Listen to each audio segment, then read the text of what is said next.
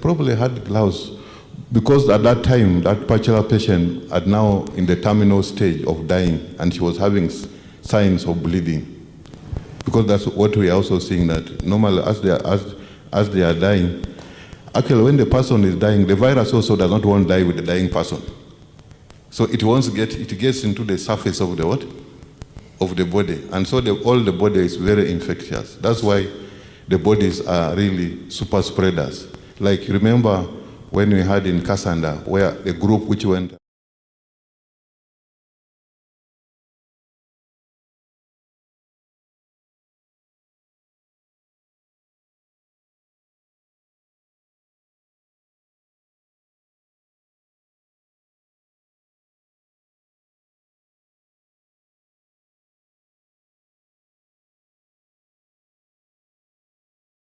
So where was the carelessness? the carelessness now, because now I am sure that the patient there was a lot of bleeding and probably a lot of probably vomiting, a lot of fluid coming through the throat, and even when they were trying to put the endotracheal tube, there was already a bleeding which was coming out. So in the process, the gloves sometimes how could they have done it safely? Now to put on the gown? In that kind of patient now, they needed to have put in what we call now, it would have needed to put in an Ebola suit where they should have been able to have goggles. Because like when you spoke about the late Mercy Lukuya, the exposure he had is that the patient was agitated because of restless, because he was about to die. So in the process, a lot of either he coughed, then it got into his what? Into his face. So that's how he got contamination. So it gave him a lot of high-risk exposure. Okay, so Ugandans and other friends, this what we wanted to share with you. Have we had any new cases in the last? No, in the last 5 days, we've not registered any additional cases. Please, you can see this is a very simple thing. A few people came from Congo. A total of how many now, including the ones who died are all Congolese? The two. So that means that 16 Congolese came, and the 14 included the two who died. So the total are 14. Oh, 14, okay. The two died, 12 are the ones that we've been treating. So you people, Uganda, you can see now, this is just simple mismanagement of something that can be managed. 14 people from Congo came. The two who came late died. The 12 who came early, 5 have already recovered. All the 5 are Congolese. One is a Ugandan, the driver. Okay. Then the 4 are Congolese. So out of the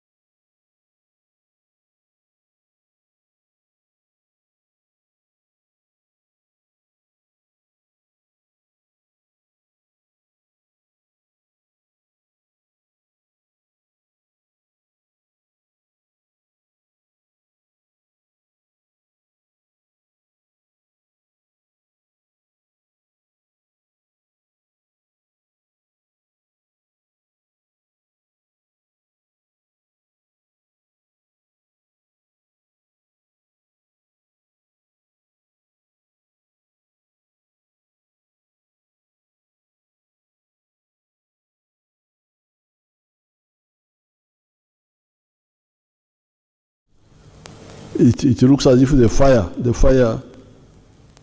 of Ebola has started going down. So therefore, please, we've got a lot of work to do. Let's be very serious. We don't have to keep playing around with it. Listen carefully and act. This is easy to stop. We stopped it in the past, we can stop it now. Thank you so much. God be with you.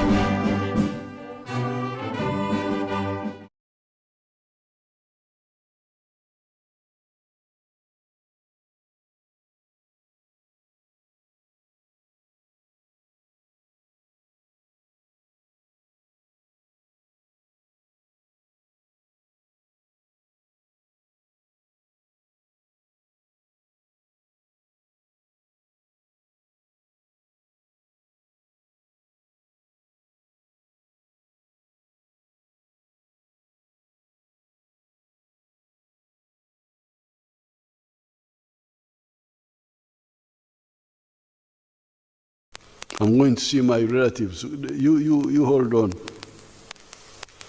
You'll see them later when the danger has gone. That's why we stopped the passengers. But now, some of them come through the border on foot and in boats. Now, that's where the danger is. First of all, by coming in that way, you take long. You're hiding, days pass. Even if you arrive in a health center, you have lost some time. So that's why we have worked with the Congo government, and these people will tell you what the exact plan, to open joint medical camps on the Congo side and announce it. We are here. If you feel sick, come. Don't try to go to Uganda, because there you will delay. Come here, come. We think that one will help.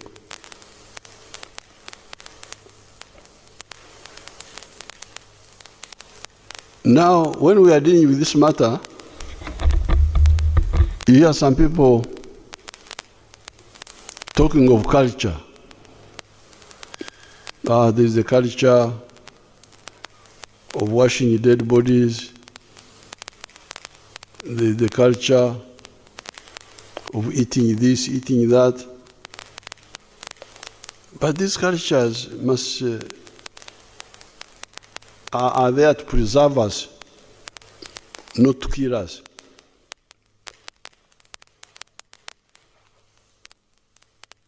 If they can be modernized, for instance, the meat we are eating because of culture, if it can be, how can it be slaughtered safely?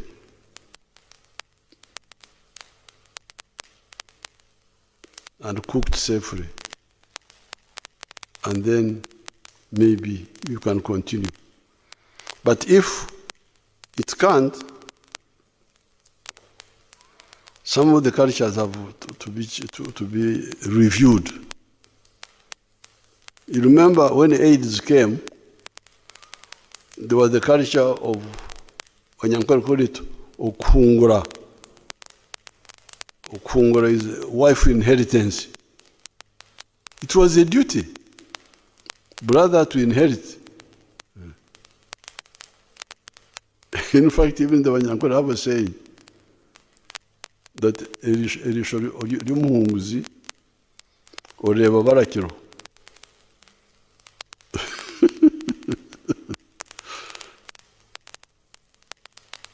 It was It was like constitutional. You had to inherit the wife of your brother who died. And it was a social arrangement, because the question was, this fellow has died.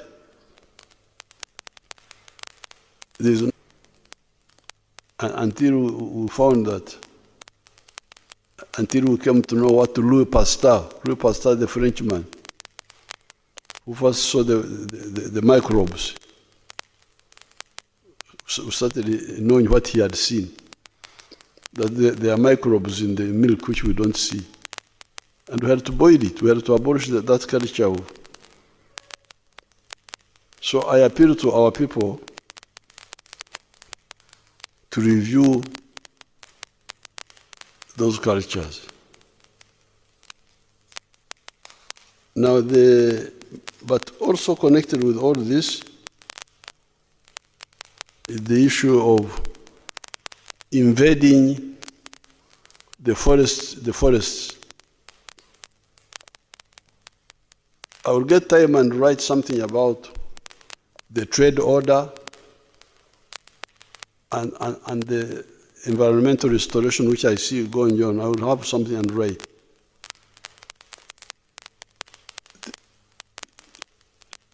These issues are not just environment. It is also survival, our survival.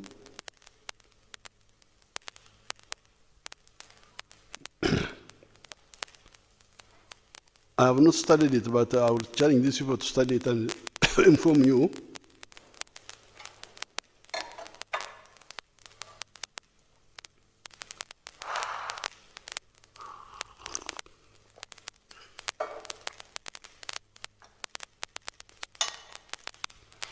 The bats.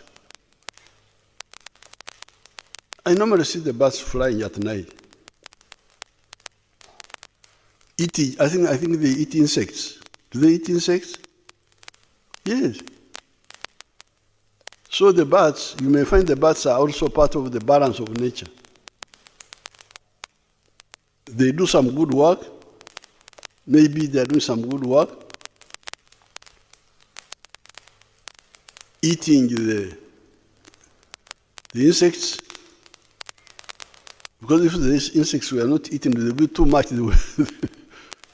They will overpower us. So I don't know whether it is correct to campaign for the extermination of the bats. If the bats are exterminated, is it good? But me, I suspect, because I normally see them eating insects. And I had no problem with the bats. They were there at Kiamati Boys' School. They were in the roof. We were not bothering with them. Because they don't eat it's only now that they have this problem. So, if they were in the forest, and we are not invading the forest, disturbing their habitat, and they come, eat the insects, go back, that's how it's part of the balance of nature. They would actually be doing a good job. But when we invade the forests and the caves and the what, that's how we now provoke problems also.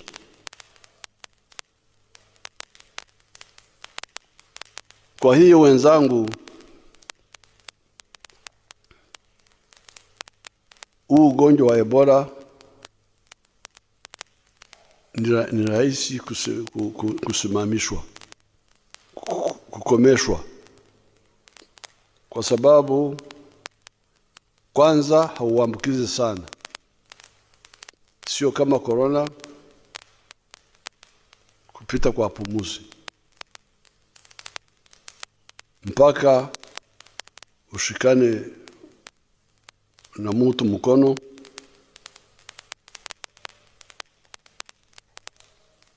au mbadilishane vitu vinatoka kwenye mwili, ndio anakuambukiza. au kula zile nyama ambazo tumetaja pale.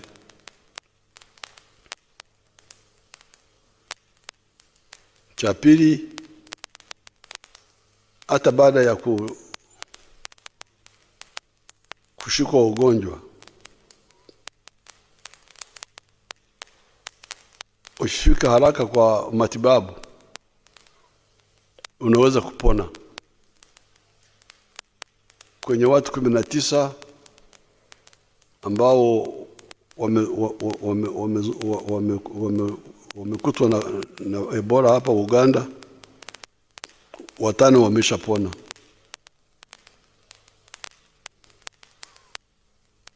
Kumi na 4 kwa hao 19 ni watu wetu, ndugu zetu kutoka Kongo, na inasemekana wanatoka kwenye familia moja. Kwa hiyo mambo awe mawili. Kwanza, ugonjwa hauambukizi sana kama corona, ni rahisi kukomeshwa. Tukiacha kushikana mikono, tukiacha kufanya ile mambo yote tumetaja hapa, kushika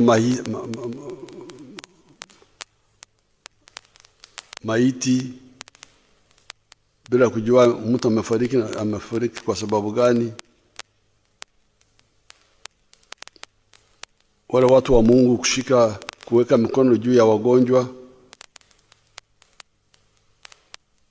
waganga, watu wafanyakazi wa afya, kushika wagonjwa bila kinga, bila gloves. Hizo gaps zote ndizo zinaleta hii shida, lakini rahisi kusimamishwa. Wacha niachie hapa, alafu niulize kama waganga wanataka kuongezea. Add anything, you people.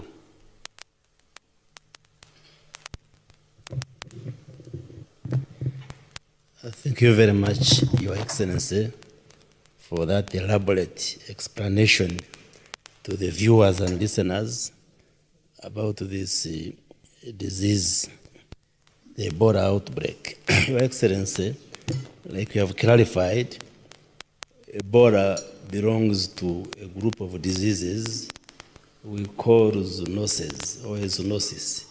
This one means that the organism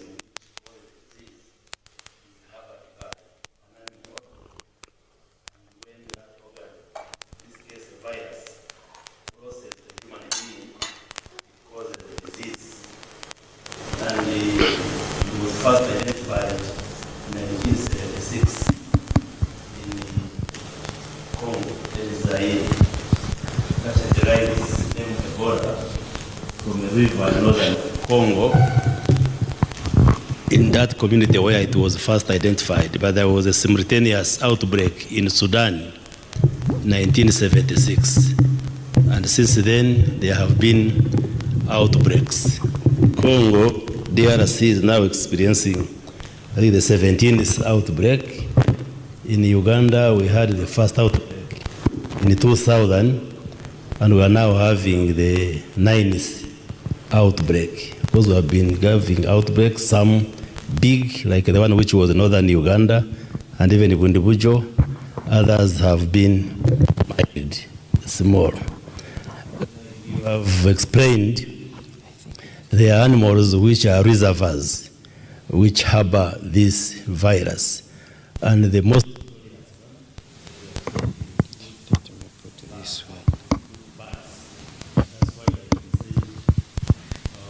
West Africa, it came from a bird having infected the fruit, and then the young boy ate the fruit. But there are also other animals like monkeys and the non-human primates like chimpanzees. Even pigs have also been found to harbor, they can harbor this virus. And actually, information shows pigs and chimpanzees can actually fall sick For them, they can even fall sick of this Ebola. And once it infects you, it takes 2 to 21 days to incubate before it develops into symptoms and one gets sick.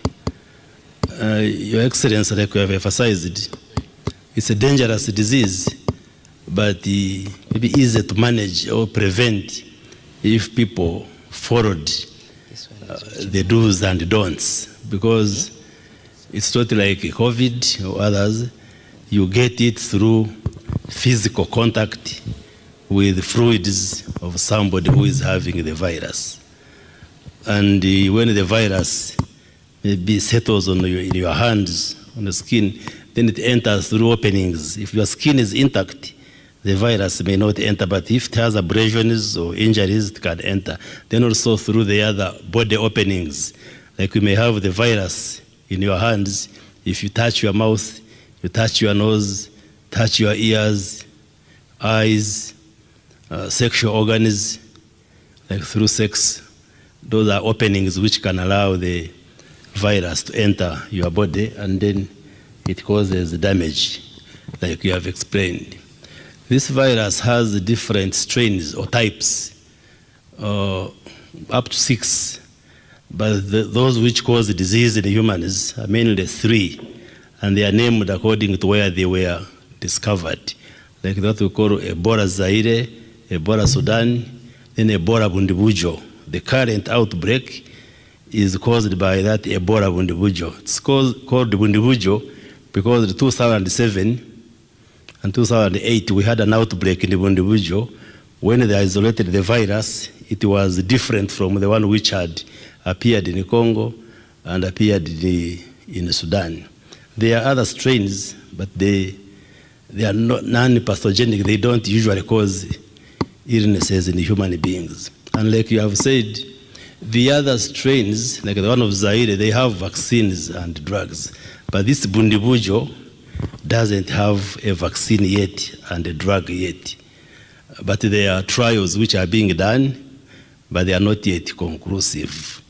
And that's why we must be very careful and follow what health workers and what you are telling the public, so that we avoid and prevent getting this illness, since we don't have a vaccine and a drug yet. But like you have clearly explained, if somebody comes early and is attended to by health workers, you can go through the sickness and you get cured and you are sent home, like the 5 who have been managed under our system, and they have been discharged and they have gone home.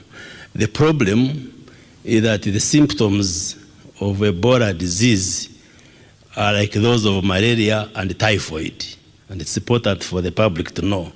You get fever, headache, nausea and vomiting, joint pains. If you get worse, you can start getting bleeding from different parts of the body. So people out there, someone might fall sick and they think it's malaria. So it is important that if somebody develops any of these symptoms, especially if you have had contact with somebody who is sick or those who live on the borders with the DRC, it's important they go early enough to the health facilities, because the health workers can manage these cases, Your Excellency. The Ministry of Health and the government have mounted a huge response to contain this outbreak. And like we have explained, most of the cases that have tested positive are imported cases, because the epicenter, or where this outbreak started, is in our neighboring country, DRC, in Ituri province. But the other provinces like North Kivu and South Kivu have also registered cases.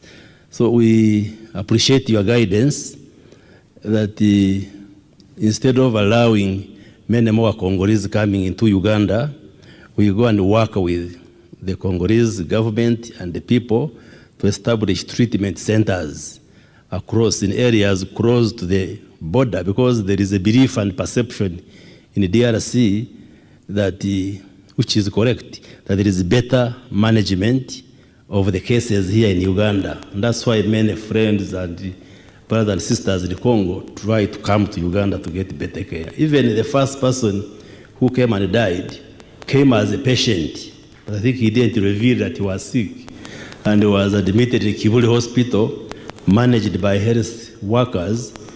He came on the 10th, died on the 14th. Then on the 15th, that's when the health workers confirmed it was Ebola, but he had come for treatment. So, like we have guided, we are going to establish the treatment centers, up to 4 centers in the DRC, and we work with the WHO and the health workers in Congo, but also we take our experts to Congo so that the Congolese know that the good services they would be getting here in Uganda can be got from their own country, and then we minimize the numbers which are coming into Uganda, Your Excellency. But we have also mounted a strong campaign, especially in the districts and communities bordering DRC, and give them measures, like we have closed the markets and all these gatherings. We have advised people to avoid weddings and big parties, and the health workers, the RDCs, and the other government workers are seriously mobilizing together with the Ministry of Health staff. Maybe where people are still concentrated,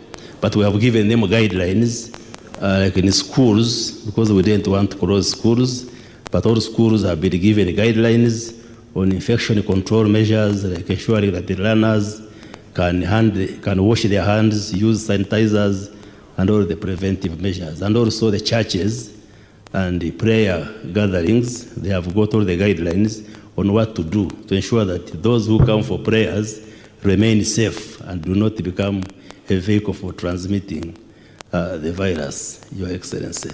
So we further appeal to Ugandans to be watchful, to be on the lookout, that if we follow these basic measures, we can be able to arrest the transmission and wipe out this outbreak as soon as possible, Your Excellency. Maybe my team can add any more comments.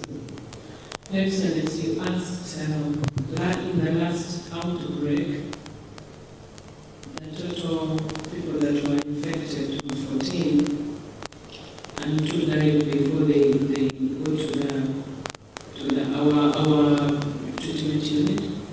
But all the people we got in our treatment unit were treated and got better and went home. The 12. Outbreak. The 12. The 12. Mm. And in West Africa, Your Excellency, those who died were 11,000 people who died in 2015 in West Africa. Mm.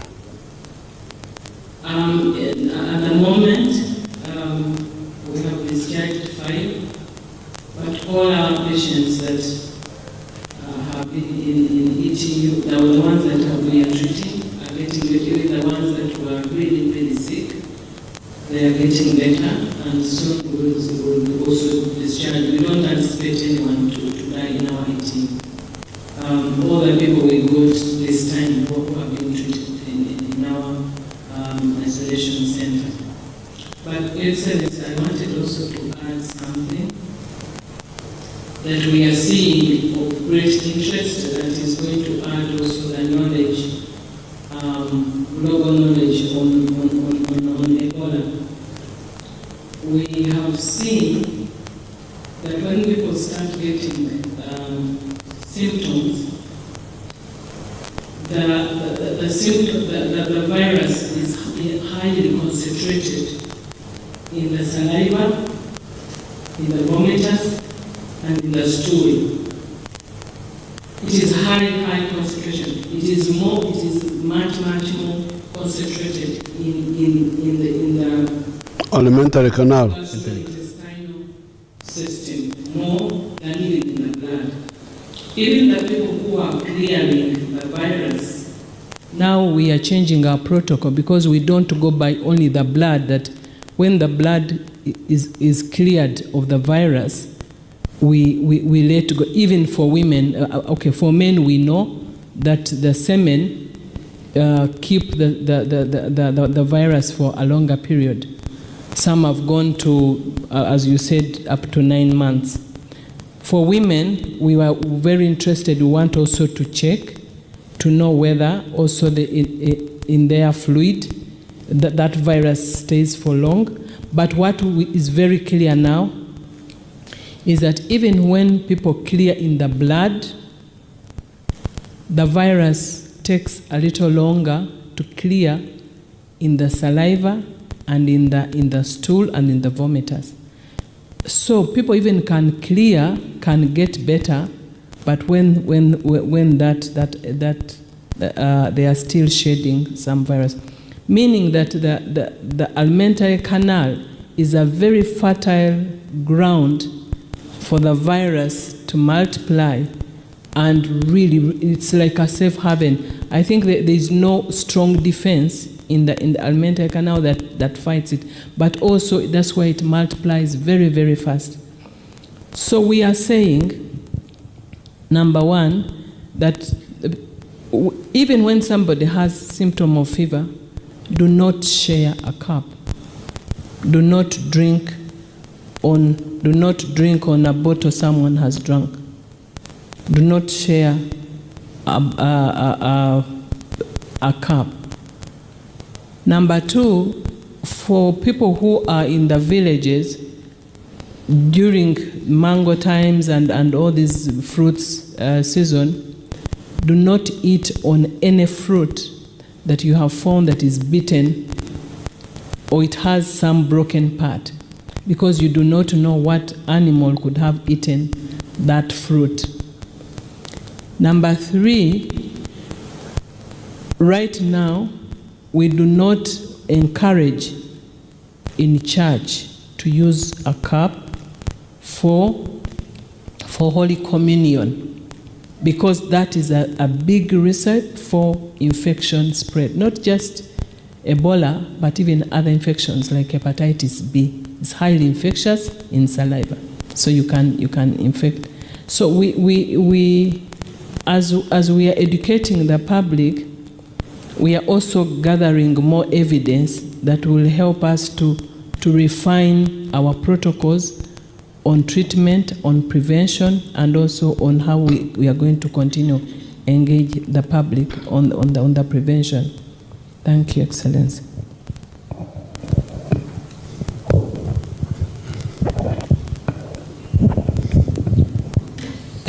Your Excellency, thank you. That is the commander of diseases. Is the Commander General. No, Your Excellency, I'm now also converted more prevention. Oh, yes. Is now Director General of Health Services. Yes, please. You want us to remain healthy rather than disease. Yes, please. Your Excellency, as you clearly indicated, the people at risk are really the health workers. Because the 5 cases which we got, 4 of them are health workers. And then the other one was the driver who transported the first case. And Our health workers of Uganda. Of Uganda, yes. Mm-hmm. Who handled the Congolese carelessly? They handled the Congolese because this particular patient, I think they got into the process. She was very sick, and then she got into a cardiac arrest, so she got into a process of resuscitating the what? So the exposure was very, very huge. Because also we are seeing that others might be exposed, but they are not seroconverting, they are not getting the disease. So this particular group, because it's actually in one hospital, that's in Kampala Hospital, all the 4 happen to be what? In that place. So how are they trying to resuscitate? I think definitely you do a cardiac what? And trying to put a tube in the what? In the CPR. Without gloves? They probably had gloves, because at that time, that particular patient had now in the terminal stage of dying, and she was having signs of bleeding.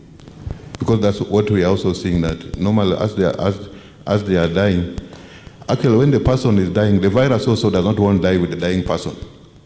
So it gets into the surface of the what? Of the body. And so all the body is very infectious. That's why the bodies are really super spreaders. Like, remember when we had in Kasanda, where the group which went.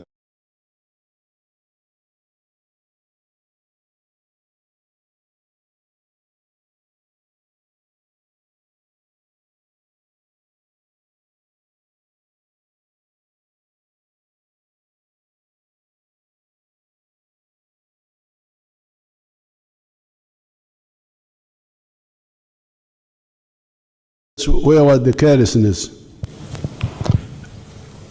The carelessness now, because now I am sure that the patient there was a lot of bleeding and probably a lot of probably vomiting, a lot of fluid coming through the throat, and even when they were trying to put the endotracheal tube, there was already a bleeding which was coming out. So in the process, the gloves sometimes how could they have done it safely? Now to put on the gown? In that kind of patient now, they needed to have put in what we call now, it would have needed to put in an Ebola suit, where they should have been able to have goggles. Because like when you spoke about the late Mercy Lukuya, the exposure he had is that the patient was agitated because of restless, because he was about to die. So in the process, a lot of either he coughed, then it got into his what? Into his face. So that's how he got contamination. So it gave him a lot of high-risk exposure.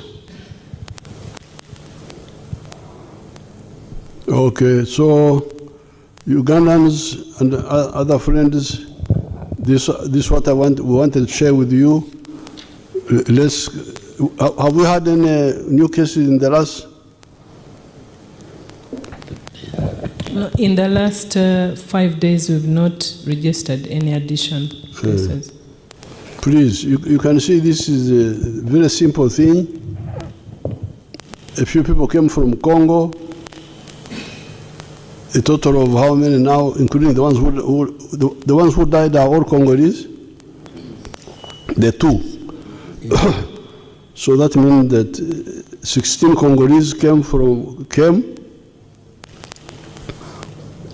And the 14 included the two who died. So the total are 14. Oh, 14, okay. The two died, 12 are the ones that we've been treating. So you people, Uganda, you can see now, this is just simple mismanagement of something that can be managed. 14 people from Congo came. The two who came late died. The 12 who came early, 5 have already recovered. All the 5 are Congolese. One is a Ugandan, the driver. Okay. Then the 4 are Congolese. So out of the